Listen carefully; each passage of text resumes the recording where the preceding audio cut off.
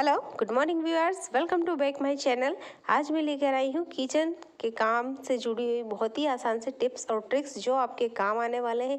ठंड का सीज़न आ गया है और ठंड के सीज़न में सर्दी जुकाम ये लगा ही रहता है। इम्यूनिटी कमज़ोर होती है हमारी, ठंड काफ़ी सारी लगती है हमारी बॉडी में और इसके बचने के लिए हमें कुछ टिप्स और ट्रिक्स चाहिए जो घर में ही हो और आयुर्वेद से रिलेटेड हो। टैबलेट बहुत सारी खा खा के परेशान हो चुके हैं, तो ये वीडियो बिल्कुल आपके लिए है। इसके लिए हमें चाहिए कच्ची घानी सरसों का तेल।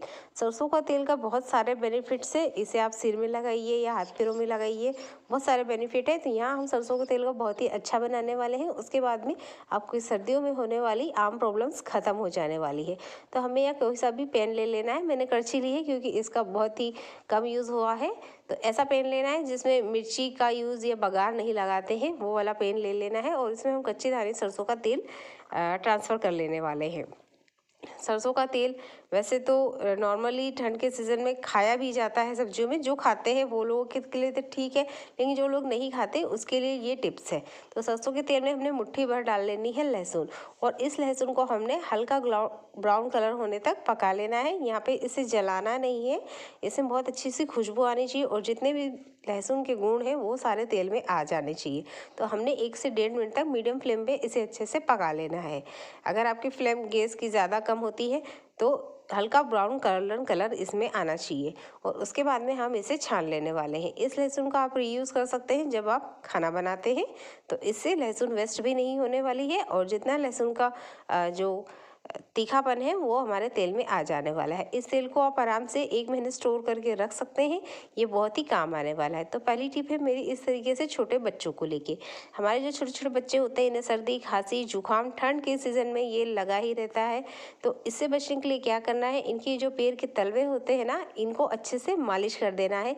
इस तेल से आप बच्चों को नहलाने से पहले भी अच्छे से मालिश कीजिएगा, उनके शरीर में गर्मी बराबर बनी रहेगी। और आँखों और चेहरे पे इस तेल को अप्लाई नहीं करना है। सरसों का तेल वैसे ही पहले तीखा आता है, लहसुन से ये और ज़्यादा तीखा हो जाता है। तो चेहरे और आँखों पे प्लीज़ इसे अप्लाई मत कीजिएगा। तेल सिर में लगा सकते हैं गर्माहट के लिए। ये तेल बहुत गर्म होता है।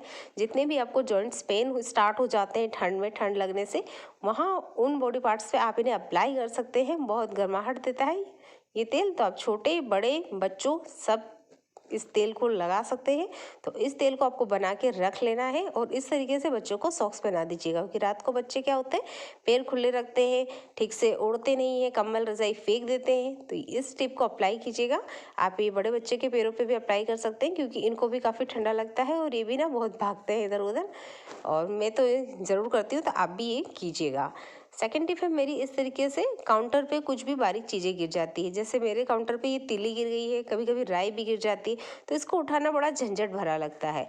तो यहाँ आप पुराना सा टूथब्रश लीजिएगा। आपके पास कोई सा भी पुराना सा टूथब्रश होना तो उसे किचन में ज़रूर रख लीजिएगा क्लीन करने के बाद, क्योंकि बहुत सारे काम में आता है। तो इस तरीके से जो कॉर्नर होते हैं यहाँ से निकलता नहीं है, बहुत ही दिक्कत आती है, तो इस टूथब्रश की मदद से आप यहाँ से निकाल सकते हैं। और यहाँ पर अगर आपके पास टूथब्रश ना हो तो जो गूथा हुआ आटा रहता है उसकी छोटी सी लोई बनाइएगा और इस कॉर्नर पे इस तरीके से घुमाइएगा, तो सारा जितना भी बारीक बारीक कंकर मिट्टी या फिर बोल सकते हैं राई के दाने या कोई बारीक से या तेल ही गिर जाता है तो वो आराम से निकल जाने वाला है। वैसे बिना खर्चे वाली टिप है कि आप पुराना टूथब्रश यूज़ कर लीजिएगा, इससे काउंटर के कॉर्नर अच्छे से क्लीन हो जाते हैं। ये टिप आपको पसंद आई है तो वीडियो को लाइक कर दीजिएगा।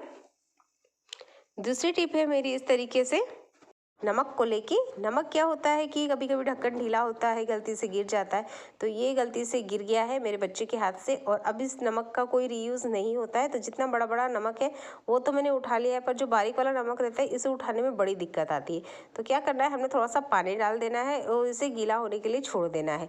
जब ये नरम हो जाए तो कोई से भी कॉटन कपड़े से इसे क्लीन कीजिए, ये बहुत आसानी से हो जाता है। तो ये नमक काउंटर पे साफ़ करने का बहुत ही आसान तरीका है।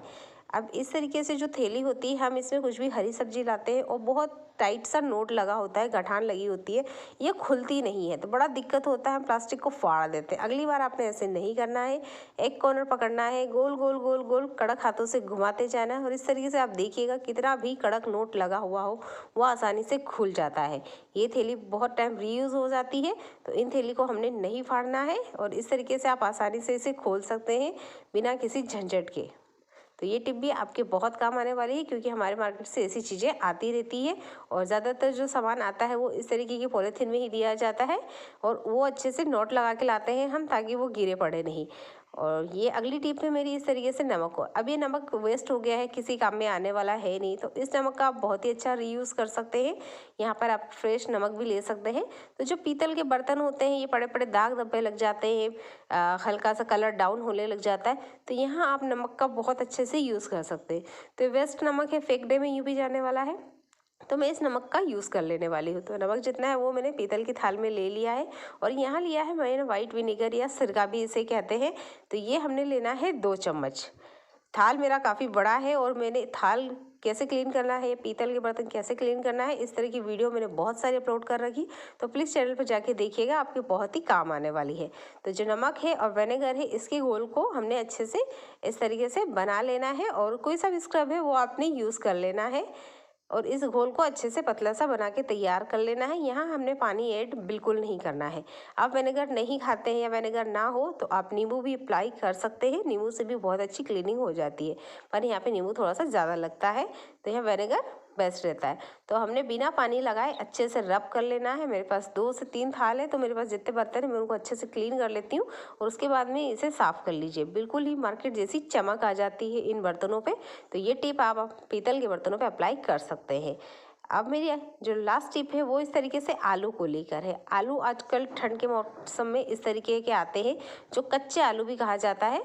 तो ये आलू को छीलने का बहुत ही आसान तरीका है, बिना चाकू छुरे किसी के भी।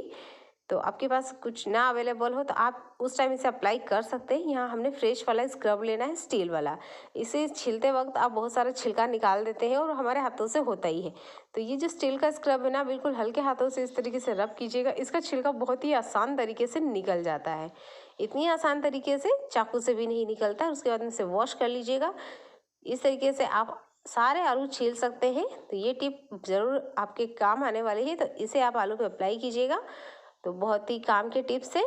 वीडियो अच्छी लगी तो लाइक और चैनल पर नए हैं तो सब्सक्राइब कर लीजिएगा। देखने के लिए आपका बहुत सारा धन्यवाद। और इस तरीके से हम आलू को रब करेंगे ना हाथों से तो क्लीन नहीं होगा, देखिएगा इस तरीके से नहीं होगा, पर स्क्रब से आसानी से हो जाएगा। तो ये बहुत ही काम की टिप है, ज़रूर अप्लाई कीजिएगा।